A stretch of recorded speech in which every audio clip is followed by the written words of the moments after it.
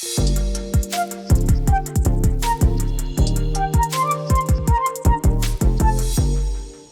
I guess it's New York and California, they're banning phones. Banning phones? From school systems. Oh, okay. From classrooms because the kids are being distracted. They're getting in trouble. And I'm like, that is nothing I had to worry about when I was in school, although my daughter did. Okay. She got in trouble quite a bit. With the phone. For having the phone. Okay. Yeah. Let me ask, because I probably know, what did you get in trouble for? Talking. Like, I got in trouble all the time and got moved because, it didn't matter who I was sitting beside. Exactly. Why think they're going to make a difference? You're going to talk wherever you go. Right. And so I've made a career out of it. Thank you very much, Miss Taylor. See, that's the thing about it, that your schooling was preparing you for your future career. They just didn't know it then. They had no idea that, not only was I going to talk to the brick wall had I been moved there, but be able to pivot in the moment and start a new conversation with someone new. Also, I got in trouble for gum constantly. Did you chew your gum in school? I chewed my gum. And that was a huge rule because, we as kids, we would, and I don't remember ever doing this. I can't say 100% I didn't, but I don't think I did. Put the gum up under the desk to get rid of it. Oh, yeah. But I do remember getting in trouble for gum. And I was told to walk to the front of the class and spit it out. And on the way back to my class, or to my seat, I unwrapped another piece and put it in my mouth. I was that girl. Okay, Brian. Spit wads. We did the spit wads thing. Oh, no, you nose did? Up. Yeah. You got in trouble for that? No, I think I snuck out of that one, but I was Okay. a part of it. The biggest thing I remember getting in trouble for was I got so far behind in a class that I took the easy way out and started cheating and got caught. And I got busted big time. My parents had to go to a conference with the teacher, and my grade dropped from like an A to an F in one Because of 6-week that. period. Yeah. And so I was in trouble, and I had to get my uncle, who was very smart in math, to tutor me so I could pass the class. And I ended up actually passing the class with like a C. But look at the repercussions. Like, you got in trouble at school. Then you had to sit with your uncle every afternoon and be tutored. Oh, no. but he was the cool uncle. Oh, well, that's good. So that was the good thing as well. But it's here. I have not used any of that stuff ever since, I was like, just get me through the school year. Yeah, unless you're going to be like an astronaut, doctor, something. How often? I've never used algebra that I know of. Yeah. I'm not saying it's not a good class because you need to be well-rounded, but what'd you get in trouble for? Okay, so Megan texted, and she said, I would get in trouble for falling asleep in middle school math. Nothing else other than math. She said, so boring, am I right? You're right, Megan, yes. Oh, math, yes. And that comes, and now there are people that absolutely love math. Yes. Just not... Me. The three of us, me, Brian, and Megan, for sure. Jake got in trouble. What happened, Jake? Yeah, so in the first grade, mind you, let me start this by saying I was already in trouble to begin with, so the teacher had separated me and sat me at another desk across the classroom away from the other students, and so I was already on bad terms. But there was one time during lunch where I just pretended to eat his lunch. I didn't even touch his lunch. I just pretended to eat it. He got so mad when he saw that he sent me to the vice principal's office and even wrote a note home. I was crushed. That was the worst burger in my life. Wendy, what happened with you? I used to get in trouble for talking and gum, too, but I had braces, so I would tell him that it was my rubber bands, and he couldn't say anything. You were chewing on your rubber. That is awesome, Wendy. Yeah, I chewed gum with braces and rubber bands. How, I don't know, but I did, so... And it worked out. Wendy, I liked how you stretched the truth. Did you go into politics? Rob and Lizz. His morning crew. Okay, so this seems to happen almost every year.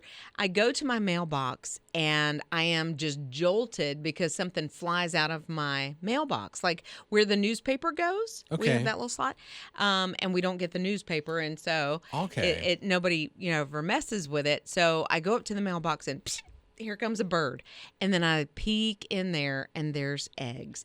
And I'm watching them every day. But my husband, of course, has to be the protector. He's like, watch out, because snakes really like eggs. Oh, and we live in a place where we get a lot of snakes, and we get a lot, even though I haven't seen any this year, we get a lot of wildlife. We had a bear in the neighborhood the other day. Did you really? Yeah, we have deer all the time. I had a huge turtle, and my husband's upset because I didn't take a picture of it to see if it was a snapping turtle or not. And I'm like, I don't want to go near a snapping turtle. So anyway, like I'm thinking this bird's nest, how do I protect it from the snake? Okay. And then how do I protect myself from not freaking out every time I go to check the mail? Typically what I'm doing now is I'm like, Mama Bird, I'm here. Like I announce myself. Do you find that working? I tend to find, or I tap the mailbox and she flies out. Okay. And I promise her, and I think, we're on the same level at this point because I'm like, I'm not going to touch her eggs. I'm not messing with it, so you don't have to be upset. So you guys are like bonding. We are bonding. You're becoming friends. Yes. I'm hoping, my dream in my life is to be Snow White at some point. Okay. How about you and the snake? Have you bonded with a snake yet? Never. Cheryl, she texted. And she said, I had baby birds in a planter on my front porch until I didn't. Your husband is so right. She sent us a picture. Oh, no. Yeah, and so I don't know what the plant is, but it's where the leaves kind of hang down from the planter, as does it looks like black snake. Yeah, it's huge. And it's thick, huge. So that's what happens, and now I'm freaked out. I would be freaked out too. Okay, so our garden expert, our yard expert, our guy around town knowing everything about a yard, Scott Watson. You ever had any trouble with birds or anything building nests on your property? Well, my son built a bluebird birdhouse at a VBS a number of years ago, so we put that on the back fence. And here recently, I noticed a bird nest right next to that in the crepe myrtle. And so I think we're getting a little bit of an influx of bird guests in our backyard lately. No snakes. I'm going to watch out for those. But I did see that bird nest recently. It's kind of neat. Rob and Lizz, his morning crew. Brian and Scott Happy dance are counting down to football. Is this college football? Is this NFL? It's college football. Right, Scott? Yep. Grief. Counting it down. Yeah, this past Saturday, 8 to go. 8 Saturdays we got college football here. College football. See, I mean, and then I get made fun of because I count down a couple of things. I count down to Christmas. I count down to the fall drinks that are coming to our favorite coffee shops. And I'm counting down to my vacation. I've already started putting some things aside to pack. Hey, look, that's fine. If we're counting down to football, you can count down to your trip, your big trip. That's okay. But football, my goodness, Why we're not even through baseball yet. Give it a minute. Because baseball lasts way too flippin' long. You started in April, you ended in November. Come on, that's way too long. We need to shorten the baseball season to about 100 games, and then everybody be happy. No, we would not be happy. Although I will say I haven't watched as much baseball. Yeah, like who's leading in your division right now? Well, not the Braves. Okay. No. I will say that. I think that's another reason why I'm ready for college football. I will say, yes, I understand that because the Braves aren't, sorry, we love y'all, but just because y'all aren't doing so well, I'm not really invested. Okay. You know what I am invested? Another countdown. What's that? That is Ninja and this baby. What are we now? How far away are we? 13 days to the due date. 13 days. So I had this, it wasn't a dream. I think it was, where I play things out in my head. And I was like, if her water breaks while we're on the air, I'm going to do live updates as I drive you to the hospital because I'll have to be the one that drives you to the hospital. So I'm like, okay, I told Brian this morning, we got to be just ready just in case. Yeah, and so you know what she did as well, Ninja? She started knocking things off the counter and stuff so you would start cleaning. Rob and Lizz, his morning crew. My wife has been into mini golf lately. That's been her big thing. But I may talk her into maybe taking up golf for sure if she could have a caddy like this. There's a golf club over in Brevard, North Carolina. Yeah. And their caddies are special.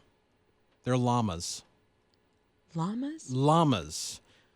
llamas. There's about 30 of them that this guy has trained that will carry your bags around the course.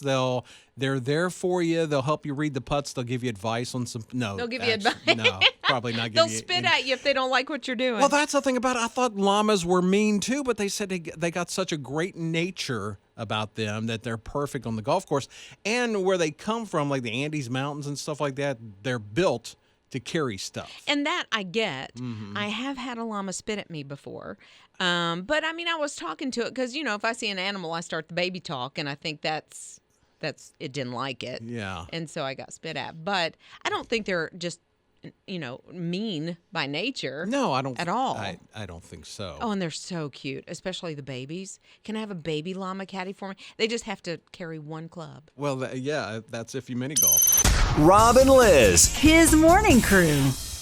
There is a woman who did pass away. Her name is Valerie Ann Smith, and she's getting some interest in her life because of her obituary, and she wrote her own obituary, and it's going viral just because it's touching our hearts. And so part of that obituary says, after months of fighting, I have finally won my battle against renal medullary carcinoma and now sit at the feet of Jesus.